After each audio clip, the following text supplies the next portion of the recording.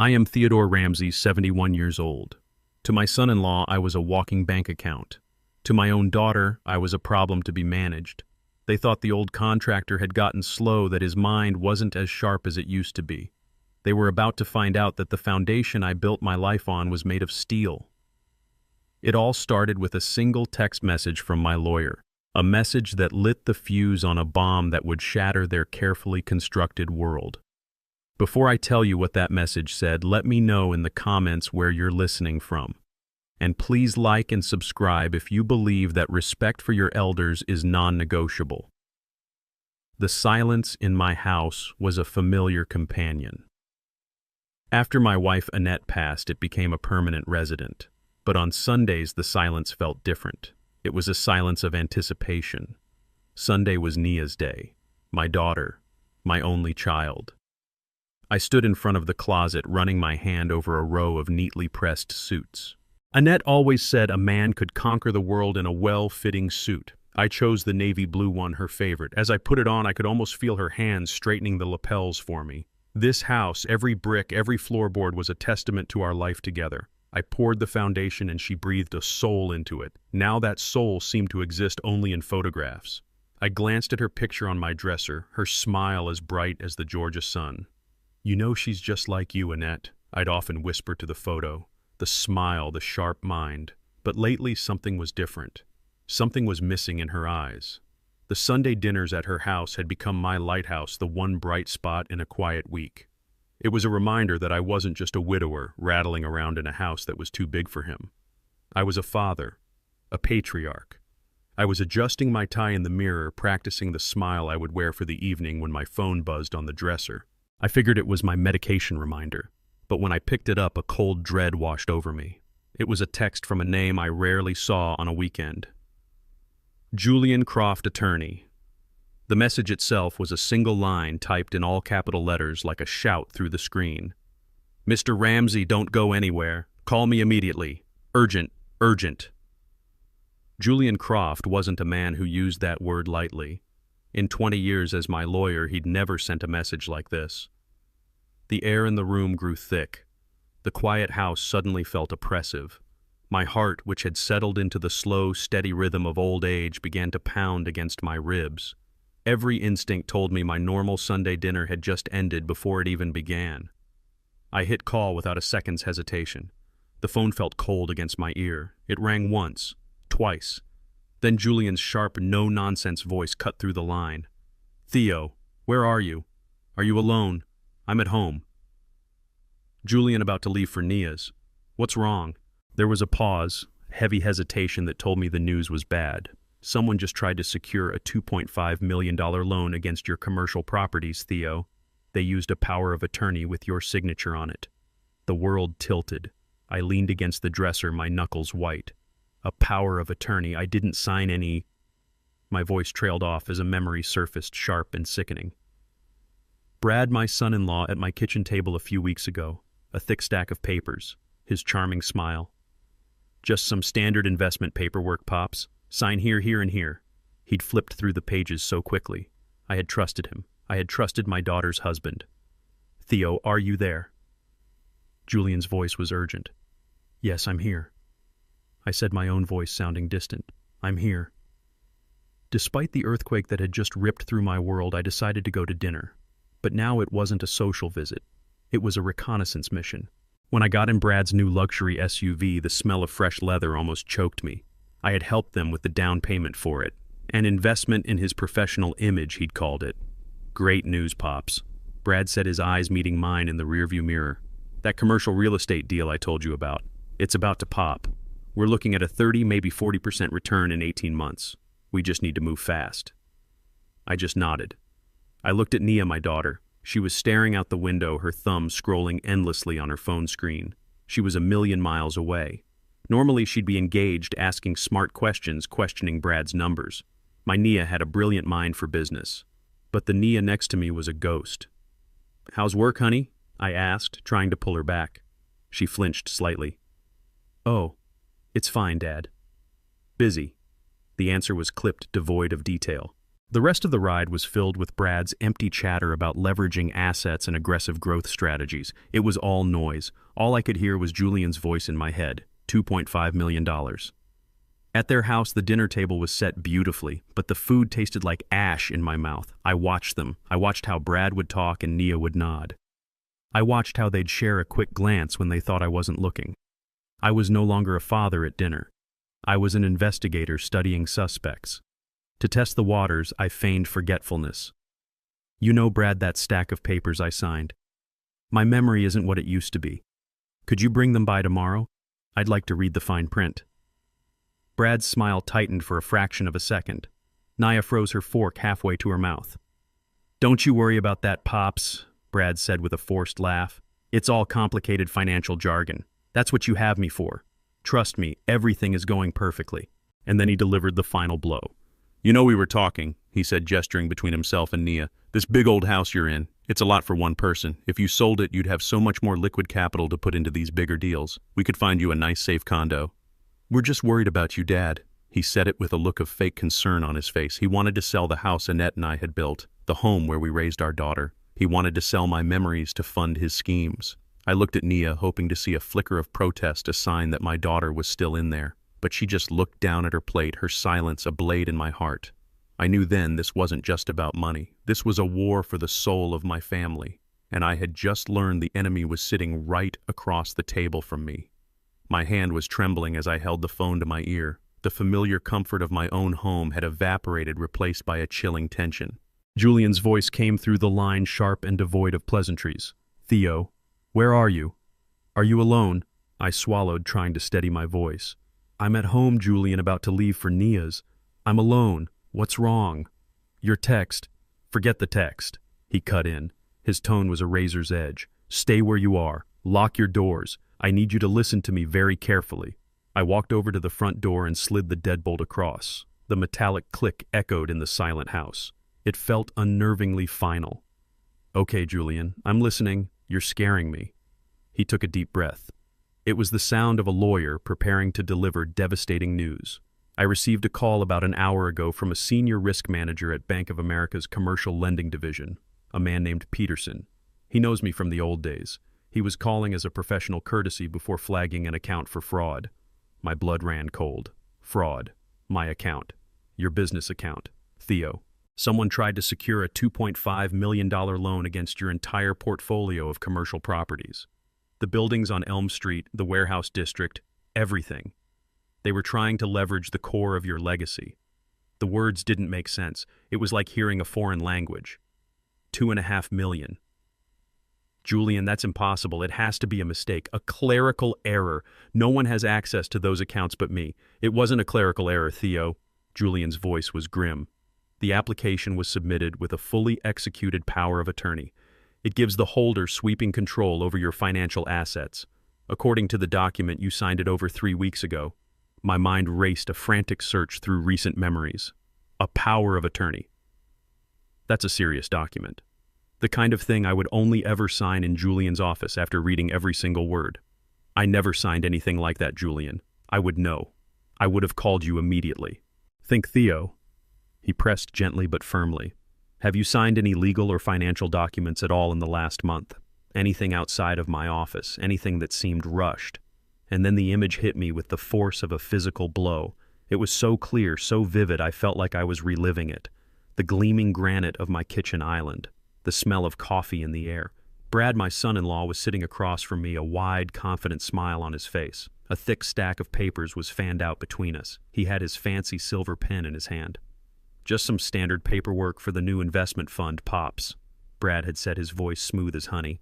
It's a real estate trust, very secure, but there's a lot of red tape to get it set up. Just need your signature here on the ownership forms, here on the risk disclosure, and here on the account authorization. He had flipped the pages quickly, his finger tapping on each signature line. I remembered feeling a little overwhelmed by the sheer volume of it. The pages were filled with dense paragraphs of legal text. Shouldn't Julian look at this first? I had asked. Brad had laughed a friendly, dismissive sound. Oh, we'll send him courtesy copies. This is just to get the ball rolling. The opportunity is time-sensitive, you know. We don't want to get bogged down in lawyerly delays and miss our window." Nia had been there too, standing by the sink, her back to us. She was quiet that morning. I had assumed she was just tired, but now her silence seemed deafening. I had trusted him, because he was my daughter's husband. I had signed where he pointed my 71-year-old eyes, skimming the headers without absorbing the details. I had signed my life's work away at my own kitchen table. "Theo, are you still there?" Julian's voice pulled me back from the sickening memory. I had to wet my lips before I could speak. He gave me papers. I said, my voice a hoarse whisper. "Brad, my son-in-law. He said it was for an investment. A thick stack of them." A heavy sigh came through the phone. It was the sound of Julian's worst fears being confirmed. The old trick. You hide a venomous snake in a basket of harmless ones. He must have slipped the power of attorney document into the middle of that stack. The signature page would look just like all the others. The bank. Did they approve the loan? I asked, dreading the answer. "No," Julian said, and I felt a small flicker of relief. Peterson at the bank thought it was suspicious. A loan of that size, liquidating the assets of a man with your financial history. It set off red flags. He said the applicant was pushing hard for a rapid wire transfer to a newly opened LLC. He did some digging, found my name as your long-term counsel, and called me first. We got lucky, Theo. Unbelievably lucky. But I didn't feel lucky. I felt hollowed out, violated. The money was one thing. It was a staggering amount, but I could recover. It was the betrayal that struck me to the core. A betrayal so profound it felt like a physical wound. And a darker thought began to creep in. Nia. I said her name, barely audible. Did she know about this? "I don't know, Theo," Julian said softly. "The power of attorney only lists Bradley Larson as the agent. Her name isn't on the loan application itself, but she was there when I signed the papers. I finished for him. My heart ached with a fresh wave of pain. My daughter, my smart, capable daughter. Was she a willing accomplice, or was she a fool just like me? Which answer was worse? For a moment I was filled with a white-hot rage. I wanted to drive over to their house right now, kick down the door, and confront them. I wanted to see the look on Brad's face when his perfect little scam fell apart. "I'm going over there," I said, my voice low and dangerous. "No."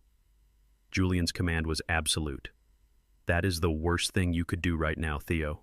They don't know that we know. That is our only advantage. If you confront them, they will cover their tracks, destroy evidence, maybe even try to disappear. Right now, we are in control. You cannot give that up. Do you understand me?" I closed my eyes, leaning my forehead against the cool glass of the window. He was right. An emotional outburst would be a fatal mistake. This wasn't a family squabble anymore. This was a strategic battle. And I had been a fool for too long. The kind, trusting old man was gone. He had vanished the moment Julian said the word fraud. The man left in his place was a builder, a man who knew that before you could build something new, you first had to tear the old rotten structure down to the studs. "Yes," I said, my voice steady, now cleared of all emotion. "I understand. So what do we do next?" I ended the call with Julian, my hand steady but my soul shaking. For a long moment, I just stood there in the suffocating silence of my home. My first instinct was to call Nia to scream down the phone to demand an explanation. My second was to get in my car and drive anywhere far away from the wreckage of my family. But Julian's final words echoed in my mind. "They don't know that we know. That is our only advantage." He was right. Raw emotion was a luxury I could not afford. Anger was a fire that would only consume me and leave them unscathed. I needed ice in my veins, not fire. I needed a plan. So I did the hardest thing I've ever had to do. I straightened my suit jacket, smoothed my tie, and composed my face into a mask of grandfatherly warmth. I picked up the small gift I had bought for them, a bottle of wine, and walked out of my house. I was no longer a father going to dinner. I was a soldier walking into enemy territory, playing the part of a fool to map out their fortifications. The moment I stepped into their house, the facade of normalcy was almost overwhelming. The smell of roasted chicken and garlic filled the air. Soft jazz played from a speaker in the corner. It was a perfect picture of domestic bliss, a scene from a magazine. but to me it felt like a beautifully constructed stage set for a tragedy. Brad greeted me at the door with a booming laugh and a clap on the shoulder. "Pops. There you are. We were getting worried. Come on in, dinner's almost ready." Nia came out of the kitchen, wiping her hands on an apron. "Hi, Dad," she said, her voice quiet. She gave me a quick, perfunctory hug, a gesture that felt more like a habit than an act of affection. She wouldn't meet my eyes. That was the first thing I noticed. Her gaze was fixed somewhere over my shoulder, as if looking at me directly would turn her to stone. We sat at their polished dining table, the three of us. The conversation was light and meaningless. Brad talked about his golf game. Nia mentioned a problem with the landscaping. I listened, nodding and smiling where appropriate. But I wasn't really listening to their words. I was watching them. I watched the way Brad's hand rested on Nia's shoulder, a gesture that looked less like comfort and more like ownership. I watched the way Nia's fork pushed food around her plate, never lifting much of it to her mouth. She was a bundle of nervous energy, a violin string pulled too tight. I decided it was time to test the waters. I let a thoughtful pause hang in the air, then turned to Brad with a slightly confused expression, the one I used when I couldn't find my reading glasses. "You know, Brad," I began, my tone casual. "That big stack of papers I signed the other week. My old memory isn't what it used to be. Could you bring them by the house tomorrow? I'd just like to read through the fine print again for my own peace of mind." The effect was instantaneous. Brad's easy smile faltered for just a second. Nia's fork clattered onto her plate, the sound as loud as a gunshot in the tense silence. They exchanged a look, a flash of pure panic so quick that if I had blinked I would have missed it. Brad recovered first, letting out a forced chuckle. "Oh, Pops, you don't need to trouble yourself with all that complicated financial jargon. It would just give you a headache. That's what you pay me for. To handle the details, you just need to relax and trust me. Everything is moving along perfectly." He patted my hand condescendingly. "Trust me." The words hung in the air, a bitter poison. I looked at Nia, hoping for some sign of dissent, some flicker of the honest, intelligent daughter I had raised. But she just stared down at her plate, her hands clasped tightly in her lap, her silence a confession. Then Brad, overplaying his hand, delivered the final devastating blow. "You know, Dad, Nia and I were talking," he said, leaning forward, his voice dropping to a confidential tone. "This big house you're rattling around in all by yourself. It's a lot of upkeep for one person. We worry about you. We were thinking if you sold it, you'd have so much more liquid capital to put into these bigger deals we're planning. We could find you a beautiful, safe condo, much more manageable. It just makes financial sense." I felt the blood drain from my face. Sell the house. The house I had built with Annette. The home where we had raised Nia. The place where every corner held a memory of a life filled with love and hard work. He was talking about liquidating my past, my memories, my heart and soul, as if it were nothing more than a stock certificate to be traded. I looked across the table at my daughter, the woman who had taken her first steps on those hardwood floors. I pleaded with my eyes for her to say something, to tell her husband he had gone too far. But she said nothing. She just picked up her wine glass and took a long sip, her gaze fixed on the wall behind me, refusing to meet mine. And in her silence I got my answer. It wasn't just Brad. It was both of them. My son-in-law was the architect of the plan, but my own daughter was his willing accomplice. The drive home from that dinner was the longest of my life. I didn't say a word, and they didn't press me. I think they mistook my cold, silent fury for the weary resignation of an old man they had finally beaten. It was an error in judgment that would cost them dearly. I didn't sleep that night. I sat in my study, the house dark around me, replaying every deceitful smile, every empty hug, every lie. The pain was a physical thing, a heavy weight pressing down on my chest. But as the sun began to cast a gray light through the window, something else began to burn through the grief. It was a cold, hard resolve. By the time I walked into Julian Croft's office at 9 a.m. sharp, the heartbroken father had been replaced by the meticulous builder. I was there to review a blueprint for demolition.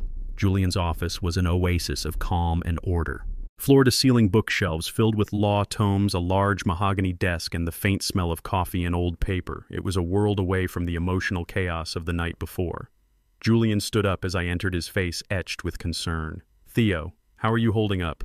"I've had better nights," I said, sitting down in one of the leather chairs opposite his desk. "Show me." He slid a document across the polished surface of the desk. It was a high-quality copy of the Power of Attorney. I picked it up, my hands surprisingly steady. I saw the pages of financial jargon, the places where my signature was neatly forged or perhaps even traced. And then I saw it. The final signature page. The one I recognized. It was my signature, bold and clear. But the page it was attached to was a declaration of total financial surrender. "It's a classic bait and switch," Julian explained, his voice calm and analytical. "It's a predator's move. They give you a stack of legitimate or at least harmless-looking documents. You get into a rhythm, sign here, sign here. You're not reading every word because you trust the person sitting across from you. Why would you? It's your family. Then somewhere in the middle they slip in the kill shot.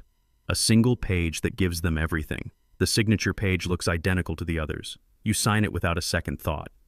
I stared at my own name on the page, a signature I had used to build a company to sign contracts to create a life for my family. Now it had been turned into a weapon against me, my own daughter Julian. I said the words tasting like poison. She just sat there and watched him do it, watched him hand me the pen. "The emotional betrayal is the deepest cut, Theo," he said, leaning forward, "and your anger is justified, every ounce of it. You have every right to storm over there and confront them, but I am advising you as your lawyer and as your friend not to do that. An emotional reaction is what they expect. It's what they're prepared for. They'll deny everything, call you confused and paranoid. They will use your anger against you." I looked out the window at the bustling Atlanta streets below. For 40 years I had built things: houses, office buildings, community centers. I never started a project without a detailed plan. I never laid a single brick without knowing the exact dimensions of the entire structure. I understood foundations and stress points and the slow, patient work of building something strong enough to withstand a storm. My rage wanted a storm now. It wanted to smash everything to pieces. But the builder in me knew better. Julian was right. A direct assault would be foolish. This wasn't a brawl, it was a siege. I turned back to face him, my mind clear for the first time in 12 hours. The pain was still there, a hot coal in my gut. But I could wall it off. I could use its heat as fuel. "You're right," I said, my voice low and steady. "The man who built a construction empire from nothing doesn't win by throwing punches. He wins by being smarter. So tell me the plan, Julian. How do we tear their world down brick by brick?" A slow smile spread across Julian's face. It was the smile of a lawyer who knew he had a winning case. "Now you sound like the Theodore Ramsay I know," he said. "The plan is simple, but it will require a great deal of control on your part. We let them think they've won. We let them think you're the sad, confused old man they want you to be. You're going to call them this afternoon. You're going to tell them you've thought about their suggestion and that they are right. It is time to sell the house." The words felt like a betrayal to Annette's memory, but I understood the strategy. "You want me to let the wolves into the sheep pen?" "Exactly," Julian confirmed. "We need to see their entire hand. How will they handle the sale? Which realtor will they use? Where will they try to divert the money? Every step they take from here on out will be another nail in their own coffin. We will document everything. We will build a case so airtight, so undeniable that when we finally confront them, they will have nowhere to run." I stood up, feeling a sense of purpose I hadn't felt in years. The grief had not vanished, but it had been transformed. It had been sharpened into a tool. "All right, Julian," I said, extending my hand across the desk. "Let's let them get started on digging their own graves." I left Julian's office and stepped out into the bright Atlanta morning. The city was bustling with life, people rushing to work, trucks making deliveries, the normal rhythm of a Monday. 12 hours ago, I had felt like a ghost haunting my own life. Now I felt grounded. The rage and the pain hadn't vanished, but I had given them a job to do. They were no longer a flood threatening to drown me. They were the engine of a machine I was just beginning to build. Julian had given me a name and an address written on a crisp sheet of his firm's letterhead: Denise Walters Investigations. The office wasn't in the gleaming glass towers of downtown. It was in a respectable but modest brick building in a neighborhood that valued hard work over flashy appearances. That was a good sign. The waiting room was small, clean, and impersonal. There was no soothing music or expensive art on the walls, just a few chairs and a coffee machine. A moment later, the door to the inner office opened and a woman stepped out. She was about 50, an African-American woman with intelligent eyes that seemed to take in everything at a single glance. She wasn't smiling, but her expression was one of calm, professional confidence. She wore a simple but well-tailored pantsuit, and her handshake was firm and brief. "Mr. Ramsay, I'm Denise Walters," Julian called ahead. "Please come in." Her office was like her, tidy, organized, and completely without frills. A large desk, a computer, 2 chairs, and a series of locked filing cabinets. There was a single framed photo on her desk of a smiling young man in a graduation gown. Everything about the space said that this was a place for serious work. She gestured for me to sit and then took her seat opposite me, her hands folded on the desk. She didn't offer condolences or ask me how I was feeling. She simply waited for me to speak. I appreciated that. I wasn't there for sympathy, I was there for ammunition. I got straight to the point. "Ms. Walters, Julian Croft recommended you highly. I have a sensitive family matter that has become a legal one. It concerns my son-in-law, Bradley Larson." She picked up a pen and a fresh legal pad, her eyes never leaving mine. "Go on." "I believe he has committed significant financial fraud against me using my trust to gain control of my assets," I explained. "I need to know everything about him. Not what he claims to be, but what he actually is. Where he came from, his financial history, his professional background. I need to know every secret he's hiding." She listened without interruption, making a few short, precise notes on the pad. Her focus was absolute. It was comforting to be in the presence of such quiet competence after being surrounded by so much loud deceit. When I finished, she asked a series of short, practical questions. "His date of birth." "I can get it for you. A recent photograph. I have several on my phone. Any known addresses before he moved to Atlanta. He told us he came from a small town in Ohio." "Mansfield." She wrote that down, a flicker of interest in her eyes. "And what is his stated profession?" "He calls himself a financial advisor, an investment specialist." She made a final note and then set her pen down, placing it perfectly parallel to the edge of the pad. "Mr. Ramsay, my services are not cheap. My hourly rate is $250 plus expenses. I require a $5,000 retainer to begin an investigation of this nature." I didn't hesitate. I took out my checkbook from my jacket pocket, wrote out the check for the full amount, and slid it across the desk to her. For the past year, I had been writing checks to fund a fantasy. This was the first check I had written to uncover the truth. It felt like the best money I had ever spent. She glanced at the check, then looked back at me. "I will begin immediately.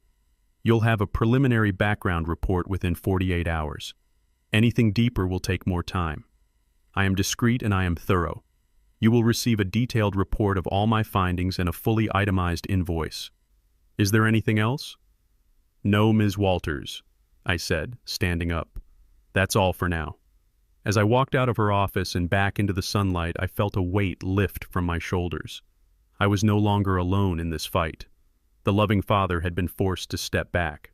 The meticulous builder had taken over, and I had just hired my first subcontractor. Brad and Nia thought they were playing a simple game against a tired old man. They had no idea I was bringing in a team of professionals to change the rules. They had started this, but I was going to finish it. The next 48 hours were the longest of my life. I made the phone call as Julian and I had planned. My voice was a carefully constructed instrument of feigned resignation. I told Nia and Brad that I had thought it over and they were right. The old house was too much for me. It was time to downsize, to sell it, and to invest the proceeds wisely for the future. The joy in Brad's voice was sickeningly genuine. He immediately started talking about realtors and market values, promising to handle everything. Nia said she was relieved that I was finally being sensible. Her words were like a dozen tiny paper cuts across my heart. I played the part of the compliant old fool perfectly, but every moment felt like a betrayal to Annette's memory. Every polite conversation was an act of war. I felt like a stranger in my own skin. I met Denise Walters at a quiet coffee shop far from my usual neighborhood.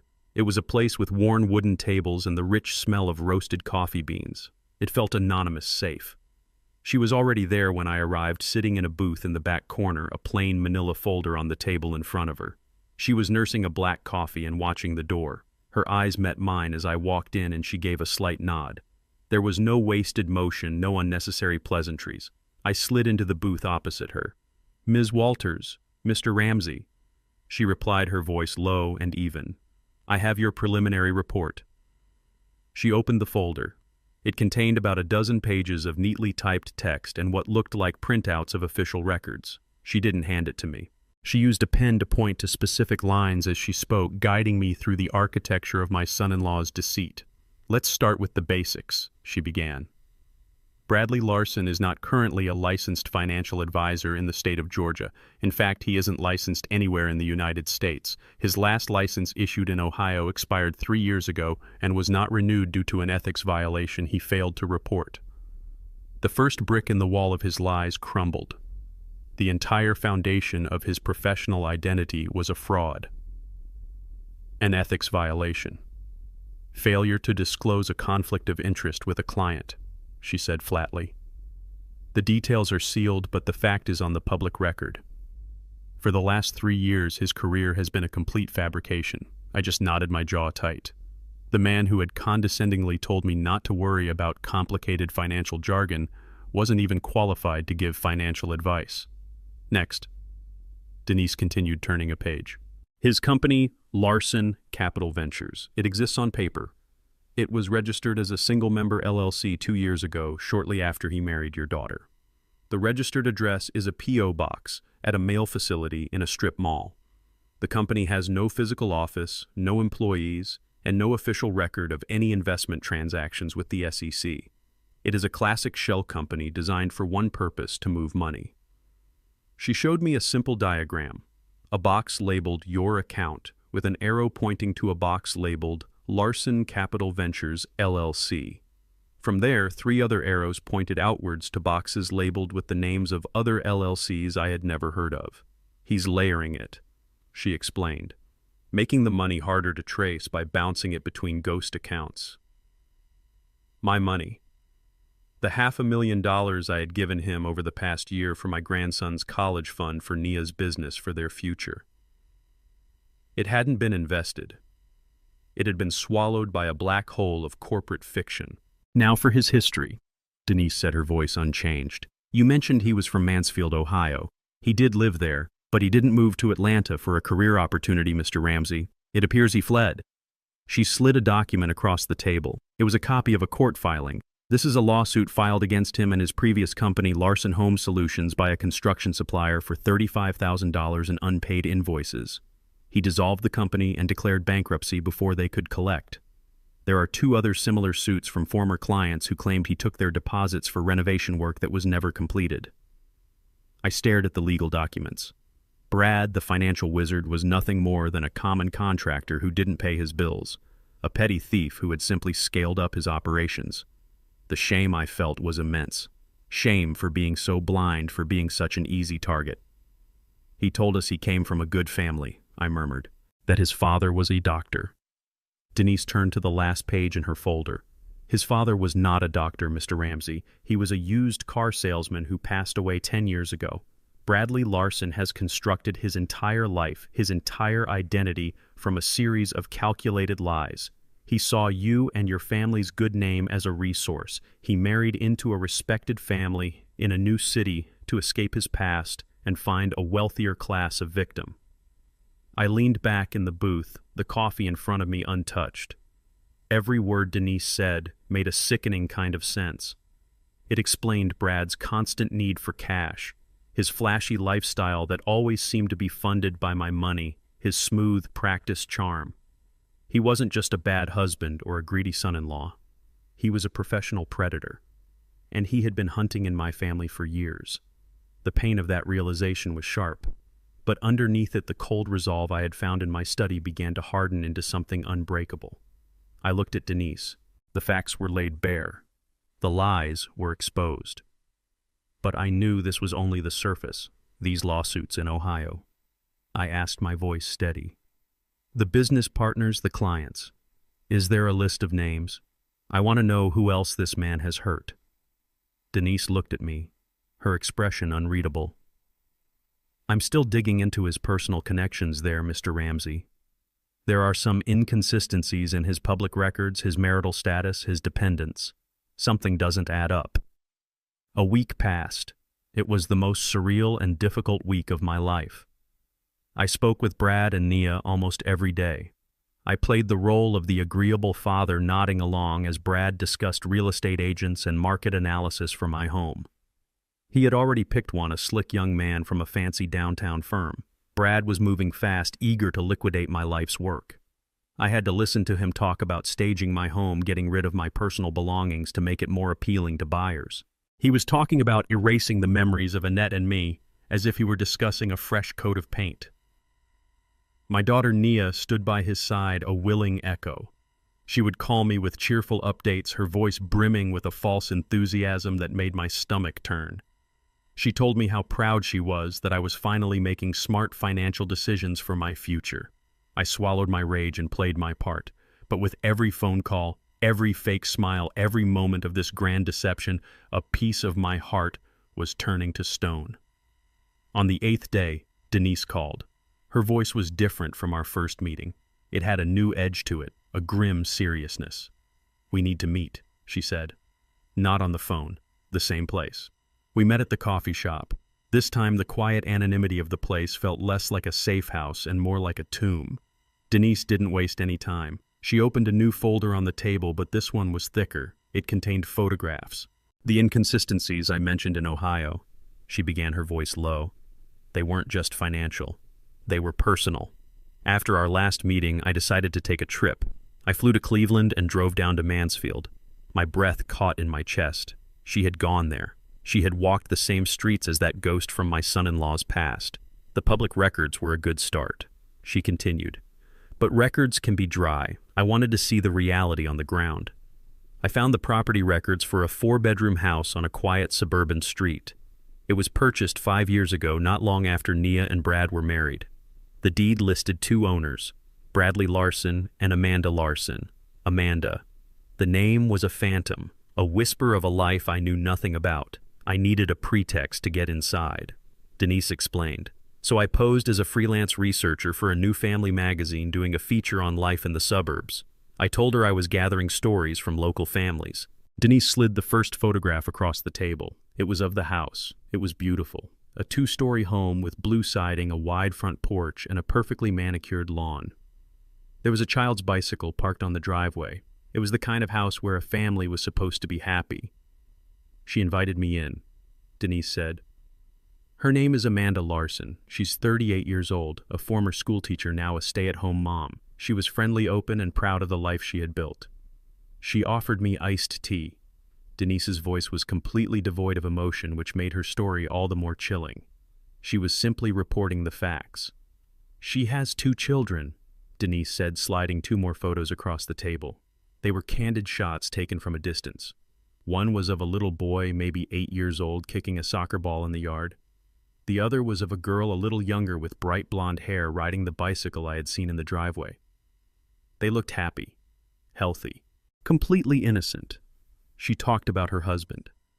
Denise's eyes met mine, and for the first time I saw a flicker of something almost like pity. She said her husband Brad worked in the energy sector. She said his job was based in Texas and required him to travel constantly, sometimes for weeks at a time. She said he was a wonderful provider and a loving, dedicated father who worked tirelessly to give his family the best of everything. Every word was a hammer blow. Texas, the energy sector. The lies were so elaborate, so complete.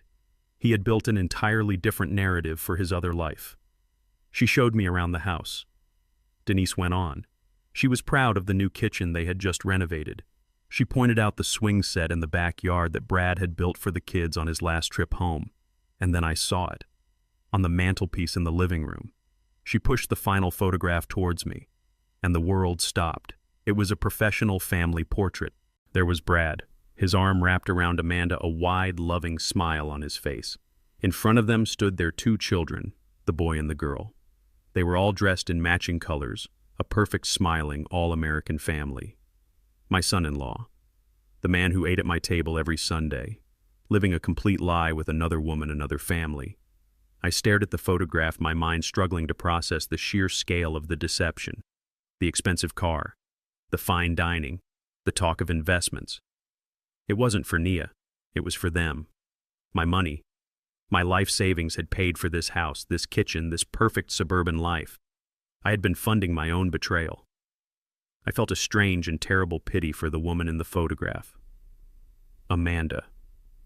She was a victim in this too, her entire life, a sham built on my stolen legacy. And her children. Those innocent children. Their father was a monster.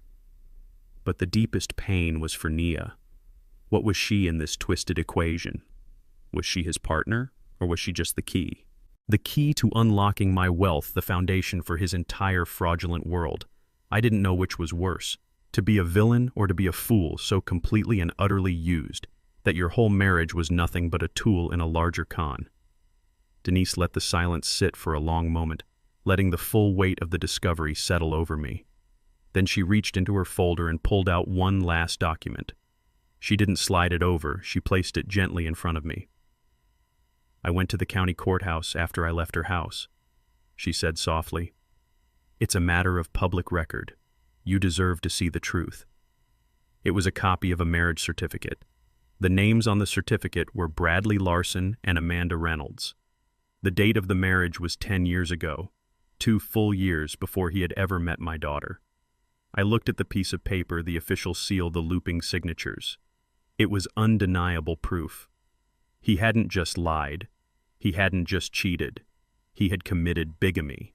He had built 2 separate lives, 2 separate families, one in the light and one in the shadows. He had built an entire world on a foundation of my money and my daughter's heart. And I knew with a certainty that burned colder and brighter than any rage I had ever felt that it was my job, my final duty as a father, to burn that world to the ground. The photograph of Brad's other family felt like a permanent brand on my mind.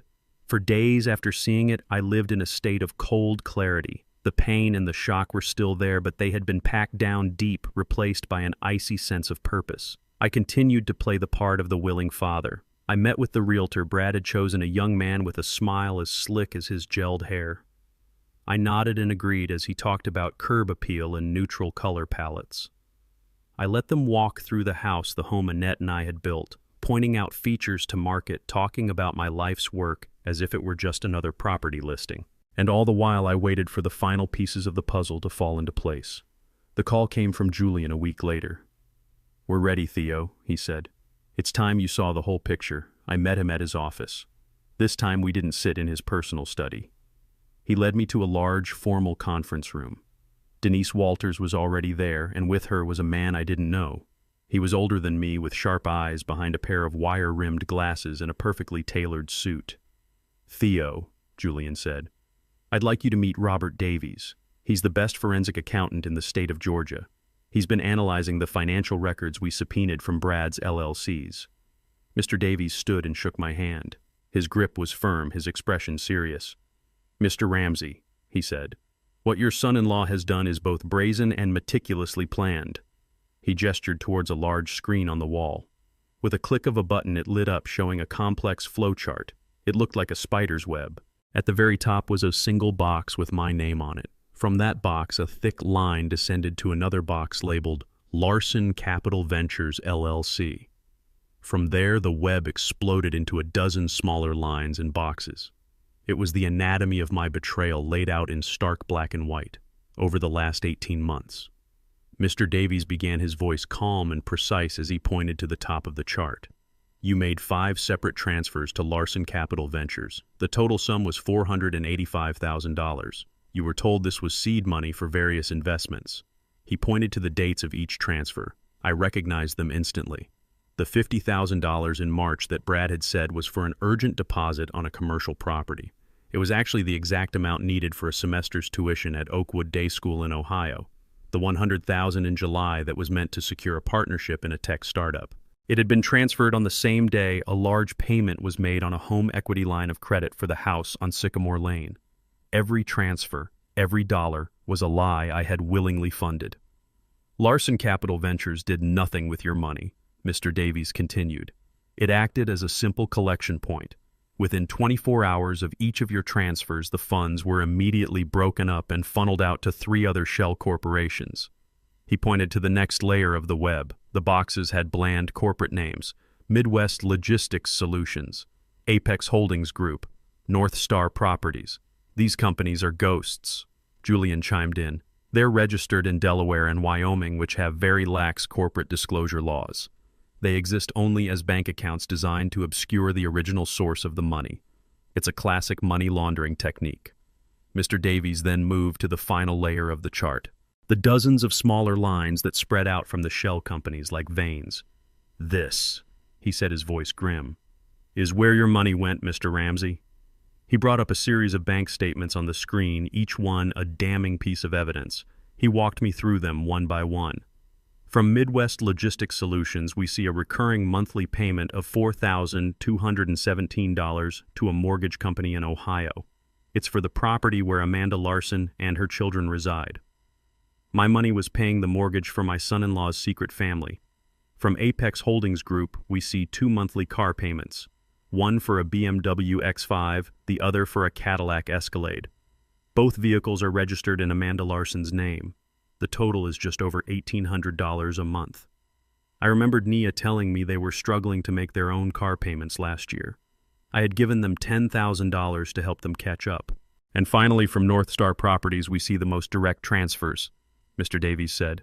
A single payment of $25,000 to the Oakwood Day School, the tuition for 2 children, and dozens of cash withdrawals from ATMs in the greater Cleveland area. Never more than $9,000 at a time to stay under the federal transaction reporting threshold. He was bleeding you dry systematically to fund a completely separate life.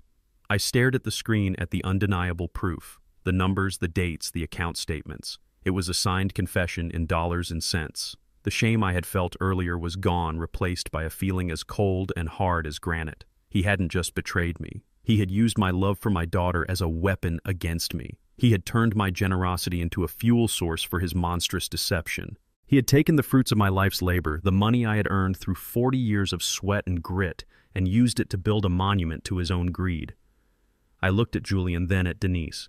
I saw the grim understanding in their eyes. They weren't just my legal team anymore. They were my generals in a war I never wanted to fight but now was determined to win. This whole time, I said, my voice dangerously quiet. He was complaining about money, pushing me to sell my house for more capital. The original $485,000 was just the seed money, Julian said. The $2.5 million loan he tried to get. That was the main event. He was going to drain you completely, then disappear, leaving you and Nia with nothing but debt. I looked back at the spider's web on the screen. It was complex, ugly, and evil. But for the first time, I didn't see chaos. I saw a map that showed me exactly where the enemy was hiding. I finally understood the full scope of his operation, and now I knew exactly where to strike. I spent the next 2 weeks living a double life. By day, I was the agreeable father getting my affairs in order. I sorted through old photographs with Nia, letting her pack away Annette's belongings into boxes. Each item was a fresh stab to the heart, but I showed no pain. I listened patiently as Brad gave me patronizing updates on the overwhelming interest in my house. But by night, I was a general planning a campaign.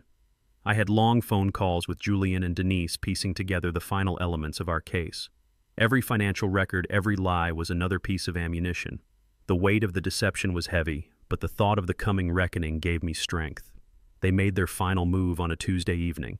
They didn't call first, they just showed up. I was in the kitchen washing my dinner plate when the doorbell rang. Through the glass, I could see both their cars. It was an ambush. I took a deep breath, wiped my hands, and put on the mask of the tired old man. "Dad, we were just in the neighborhood and we were worried," Nia said as I opened the door. Her voice was laced with a fake syrupy concern.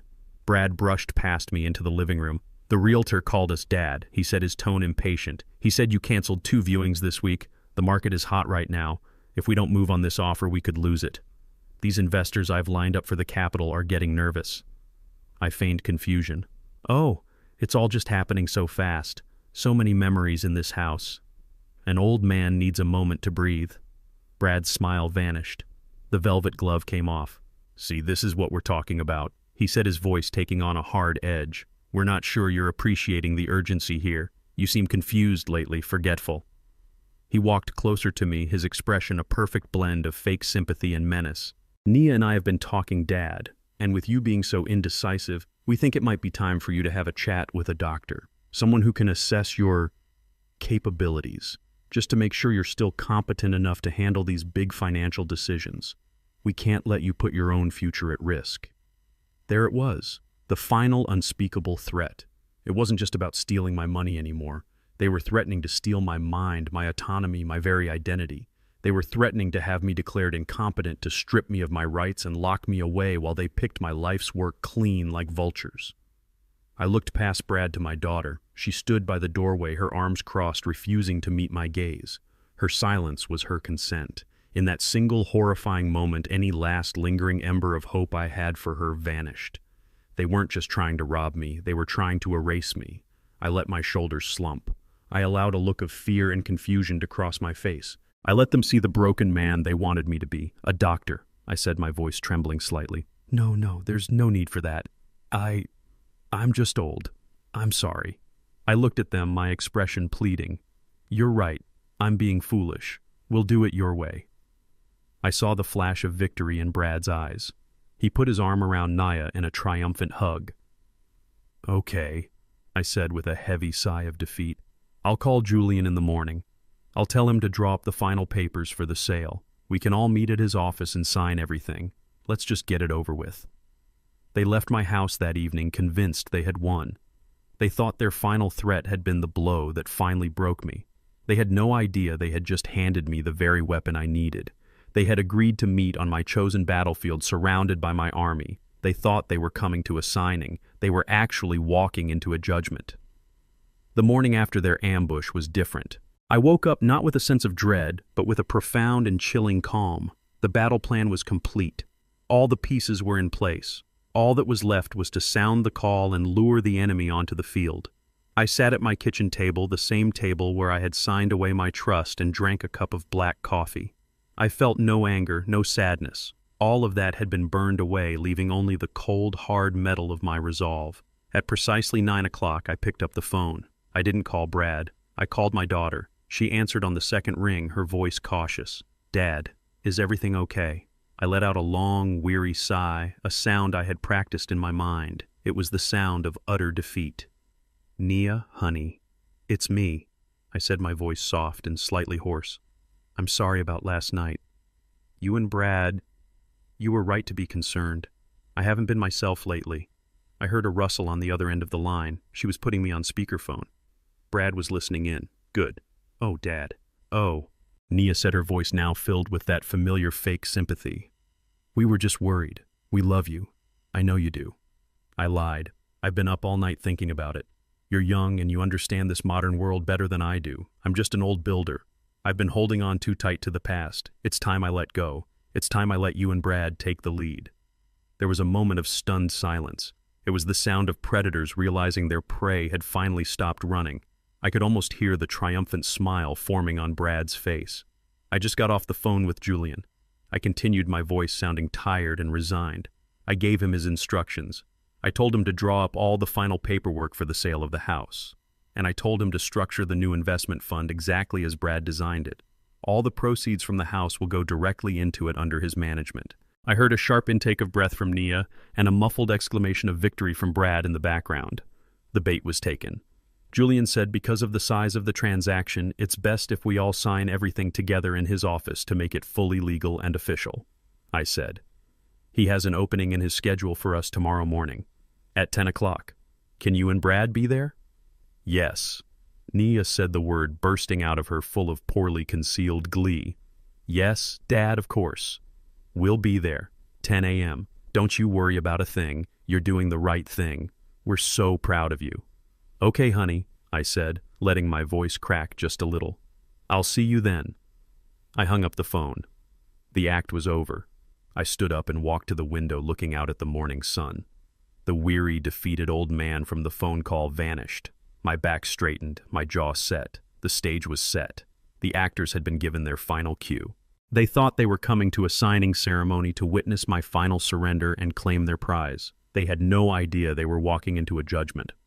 The conference room at Julian's firm was designed to project power. A long, polished mahogany table reflected the ceiling lights like a dark mirror. The chairs were heavy black leather. On one wall, a massive screen was dark for now. I sat at the head of the table. Julian was to my right, his files arranged in a neat stack. Denise was to my left, a silent observer. We were a united front, a panel of judges. We had been waiting for 10 minutes when the door opened and they walked in. Brad was beaming a picture of triumph. He wore a perfectly tailored suit and an expensive watch. He was the victor coming to claim his spoils. Nia followed a step behind him. She looked nervous, but a relieved smile played on her lips. They thought this was the end of the fight. They had no idea it was the beginning of the verdict. Pops Julian. Brad said, his voice booming with false warmth.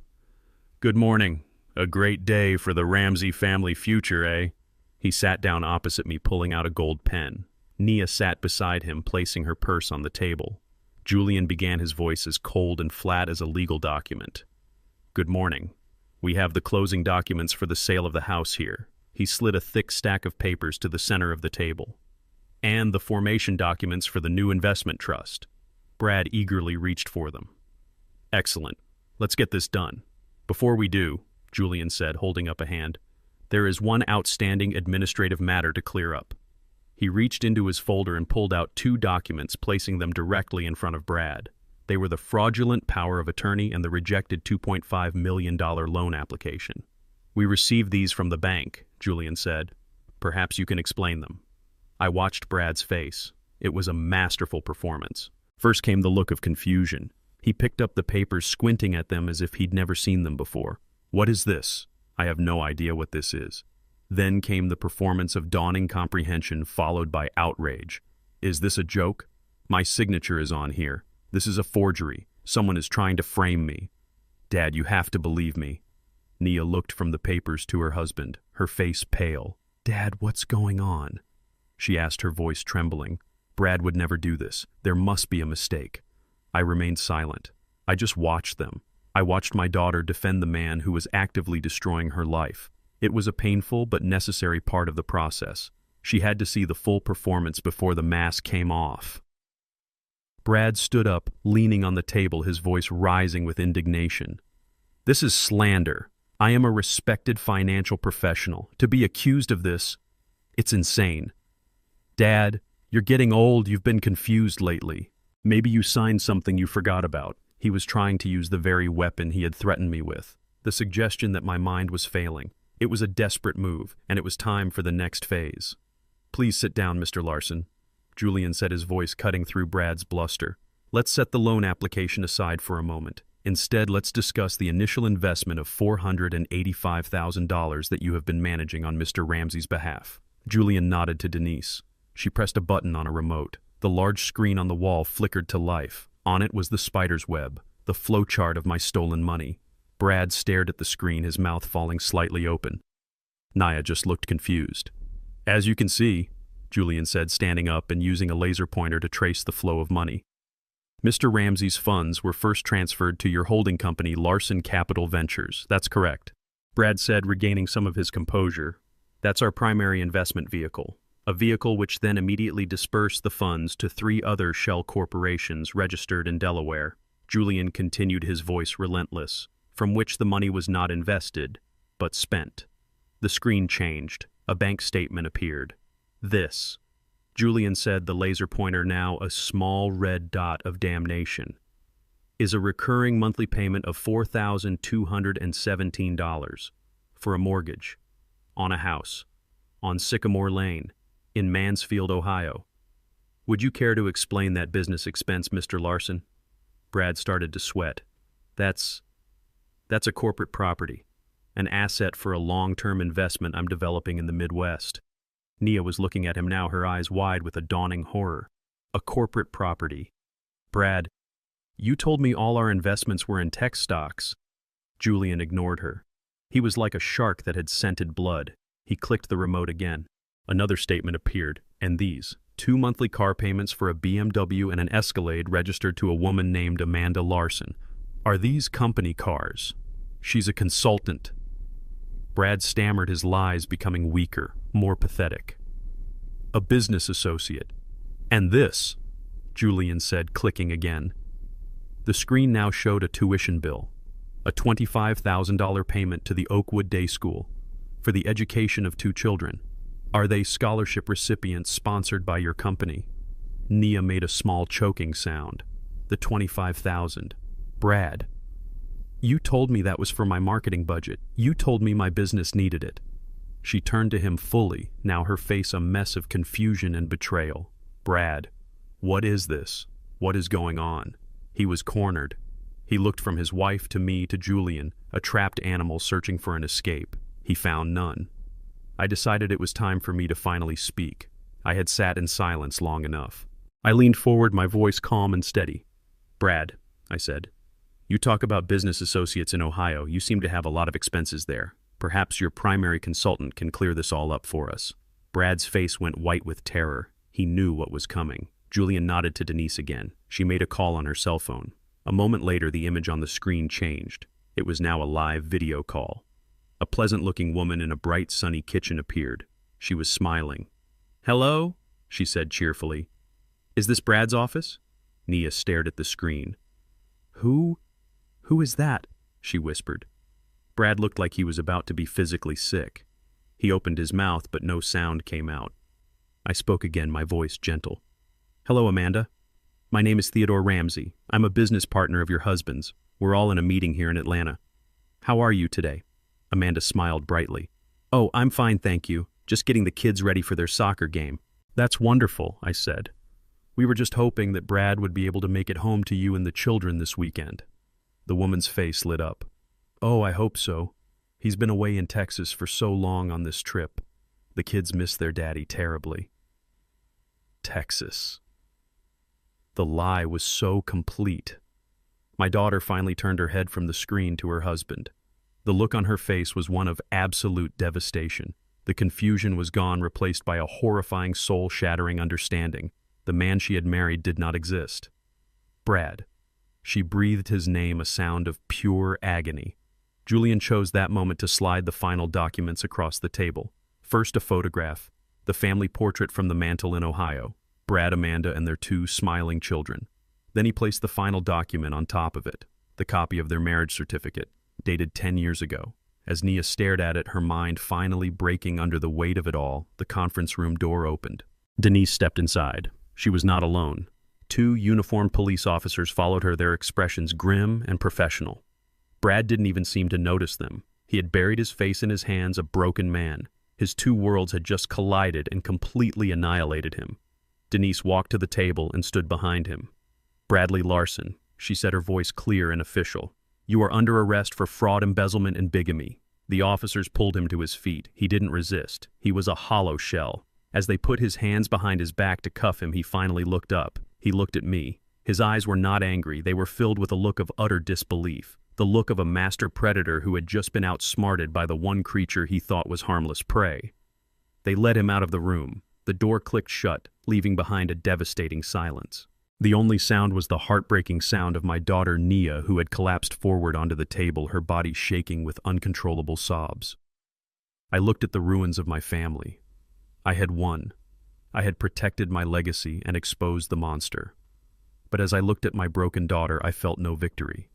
I only felt the profound and terrible cost of the truth.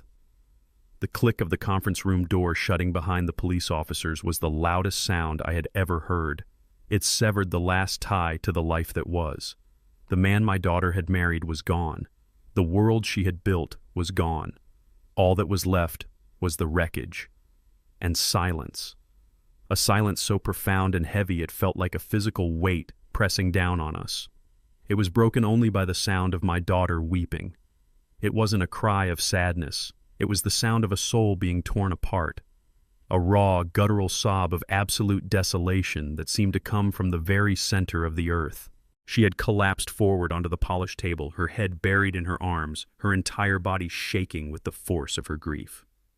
On the screen behind her, the smiling face of Amanda Larson had been replaced by the spider's web of financial deceit. On the table in front of her, the marriage certificate and the family portrait lay like evidence at a crime scene, which they were. Julian and Denise stood for a moment, their professional duties complete. They were silent and respectful. Denise gave me a single solemn nod, a look of grim understanding. Julian cleared his throat softly. "Theo," he said, "we will handle the official police statements and all the legal follow-up. You don't need to worry about any of that right now." I looked at him, my own eyes stinging. "Thank you, Julian, for everything." He nodded. Take care of your daughter," he said. And then he and Denise slipped out of the room as quietly as they had entered, leaving me alone with my victory and my broken child. I had won. Every part of my meticulous plan had worked to perfection. The monster had been exposed. My legacy was secure. Justice was being served. But as I looked at Nia, there was no triumph in my heart. There was no satisfaction. There was only a vast aching emptiness. The cost of this victory was written in every shuddering sob that racked my daughter's body. I didn't see the woman who had stood by silently as her husband plotted to destroy me. I saw the little girl who used to fall asleep in my arms after I read her a bedtime story. I saw the proud teenager in her graduation gown, her future as bright as the sun. I saw the joyful bride walking down the aisle, her heart full of a love that had turned out to be the most vicious lie of all. For weeks, my anger at her had been a shield. It had protected me, hardened me, allowed me to do what needed to be done. But now, in the face of her absolute devastation, that shield crumbled into dust. All that was left was the unconditional and agonizing love of a father for his child. I stood up, my own legs feeling unsteady. I walked around the long table and pulled up the leather chair beside her. I didn't speak. I just sat there in the wreckage with her. After a moment, I reached out and placed my hand on her shaking back. She flinched at my touch as if expecting a blow or a word of condemnation, but I said nothing. I just kept my hand there, a steady, solid presence in the ruins of her world. Slowly, minute by minute, the hurricane of her sobs began to subside into a storm of ragged breaths and whimpers. She finally lifted her head. Her face was a swollen mess of tears and mascara. Her eyes were filled with a shame so profound I could hardly bear to look at them. "Dad," she whispered, her voice broken. "I'm so sorry. I didn't know. I swear I didn't know about them." "Shh," I said, my own voice thick with emotion. "We can talk about all that later, not now." "I was so stupid," she sobbed, "so blind. I believed him. I defended him." "He's gone now, Nia," I said softly, but with a strength I didn't know I had. "The lies are over. It's over." She looked around the cold, sterile conference room as if seeing it for the first time. She looked at the evidence of her shattered life scattered across the table. It was a prison of her own making, but she didn't deserve a life sentence. I stood up and gently pulled her chair back. "Come on," I said. "Let's get you out of here." She looked up at me, her eyes like a lost child's. "Where are we going?" "I'm taking you home," I said. And in that one word she understood everything. Not to the empty house she had shared with a phantom, but home. To the brick house on the quiet street where she had grown up. The home that had been built not with lies, but with love. I helped her to her feet, and she leaned on me, her body weak with exhaustion and grief. And together we walked out of that room, leaving the wreckage of her old life behind for someone else to clean up. The road ahead was long, and I knew the work of rebuilding would be harder than any construction project I had ever managed. But as I held my daughter, I knew one thing for certain. We would build it together. For 3 days my house was a sanctuary of silence. Nia slept in her old childhood bedroom, a room that hadn't been used in 20 years. She barely ate. She didn't answer her phone, which rang constantly with calls from friends wanting to know about the rumors that were starting to spread. I didn't press her. I made her soup and tea. I sat in my armchair in the living room while she lay on the sofa under a blanket just staring at the ceiling. I was giving her time for the shock to wear off, time for the deafening noise of the explosion to fade so she could begin to hear her own thoughts again. Grief is a solitary journey, and I knew I couldn't walk the path for her. All I could do was make sure she knew she wasn't walking it alone. On the 4th evening, she finally spoke. I was in the kitchen washing dishes, and she came and stood in the doorway, her arms wrapped around herself. Her eyes were puffy and red, but for the first time since that day in the conference room, they were clear. "Dad." Her voice was a fragile whisper. "Can we talk?" I dried my hands and turned to face her. "Of course, honey. Always." We sat at the kitchen table, the same one where I had unwittingly signed the papers that almost destroyed us. The evening light streamed through the window, casting long shadows across the floor. She took a shaky breath before she began. "I need you to know." She started staring at her hands clasped on the table. I didn't know about her, about the other family. If I had known, I swear to you, I would have." Her voice broke. "I know you wouldn't have," I said softly. And I did. In my heart, I knew that much was true. But that doesn't excuse it. She said, looking up at me, her eyes swimming with tears and a shame that was painful to witness. "It doesn't excuse any of it. I stood by and I let him use you. I let him lie to you. And I lied too. I just listened. This was her confession. This was the poison she had to draw out before she could begin to heal." "I was a failure, Dad," she said, the words tumbling out now. "My business, the boutique, it was drowning. I was so in debt I couldn't sleep at night. But I was too proud, too ashamed to tell you. You built an empire from nothing.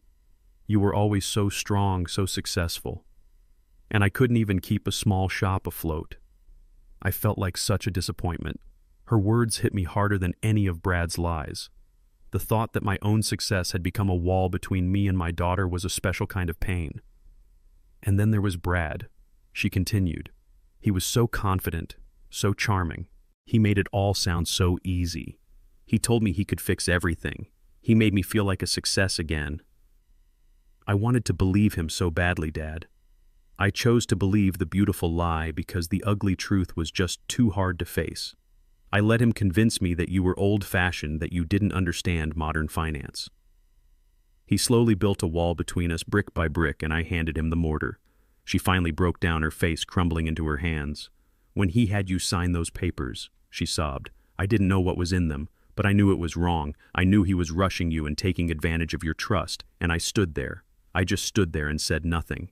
And that's the worst part. I did nothing." I reached across the table and placed my hand over hers. Her skin was cold.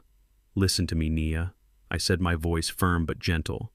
"What he did was the work of a monster. He is a predator who preys on trust and love. The blame for his actions belongs to him and him alone." I paused, letting my words sink in. "But you're right. You made mistakes. You let your pride and your fear make you blind. You stood by when you should have spoken up. That is your truth to own, and it will be a heavy burden to carry." She flinched, expecting a lecture, a condemnation. But I had no more anger left for her. "Maybe I made some mistakes too," I said quietly. "Maybe I was so busy being the successful father that I never made it safe for you to be the daughter who was struggling. Maybe I never told you that my love for you has nothing to do with your successes or your failures. That is my truth to own." A single tear traced a path down her cheek. "Look at me," I said. She lifted her eyes to mine. "I spent my whole life building things, Nia. Houses, buildings, and I learned one very important lesson. Strength isn't about building something that never breaks. Everything breaks sooner or later. Storms come.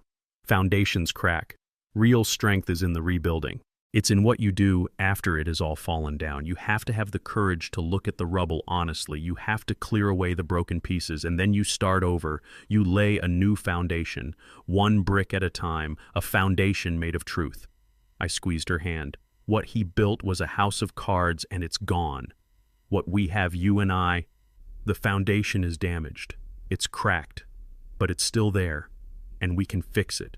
We can rebuild it together. But it has to be built on honesty. No more shame, no more secrets." For the first time in years, I saw the daughter I remembered. Not the nervous accomplice or the broken victim, but my Nia. Her eyes cleared and she gave me a small, watery smile. "Okay, Dad," she whispered. "Okay. One brick at a time. 6 months can feel like a lifetime." The raw, gaping wound of that day in the conference room has slowly begun to heal into a scar. It will always be there, a reminder of the battle we fought. But it no longer aches with every breath. Spring has come to Atlanta. The air is warm and filled with the scent of jasmine and newly cut grass. I spend most of my afternoons now in the garden, the one Annette and I planted together so many years ago. But today, I am not alone. Nia is kneeling beside me, her hands covered in rich, dark soil as we plant a new row of tomato seedlings. There is a lightness to her now, a peace in her eyes that I haven't seen in years. She is seeing a therapist twice a week. She is taking business classes at the local college, learning to build something that is honestly and truly her own. She is slowly finding her way back to the strong, capable woman I always knew she was. Brad took a plea deal. The evidence against him was so overwhelming he had no other choice. He's serving a 7-year sentence in a federal prison for fraud and embezzlement.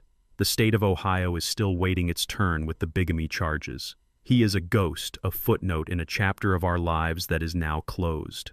Through Julian, I made sure a portion of the recovered funds was anonymously placed into a trust for his children in Ohio. They were the truest victims in all of this. They deserved a chance at a future not built on their father's lies. Nia gently pats the soil around a young plant. She looks up at me, a genuine smile gracing her face. It's a smile that finally reaches her eyes. "Do you think they'll actually grow, Dad?" She asks, her voice clear and steady. I look at the small green shoots pushing up towards the sun. I look at my daughter, her face filled with a quiet hope. With a little patience and a lot of sunshine, I reply, "Anything can grow again." We work in comfortable silence for a while, the only sounds the birds in the old oak tree and the scrape of our trowels in the earth.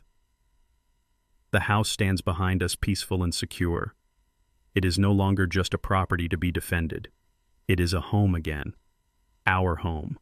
Later we will go inside and cook dinner together in the kitchen, filling the rooms with laughter instead of secrets. I learned a hard lesson at 71 years old. I learned that a man's true legacy is not what he builds with brick and mortar, but what he is willing to fight to protect.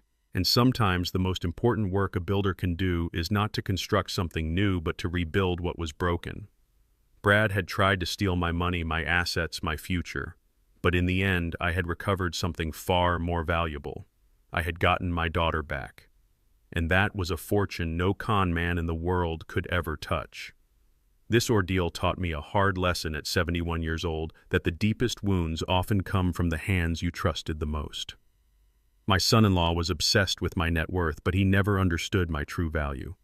He saw my life's work as a pile of cash to be stolen, not as a legacy built on integrity. I learned that true strength isn't just in building an empire, but in having the courage to tear down a house of lies to save the family inside. Protecting your assets is one thing, but rebuilding a broken relationship with your child, brick by honest brick, is the only inheritance that truly matters. Have you ever had to make a difficult choice to protect your family from a threat hiding in plain sight? Please share your experience in the comments below.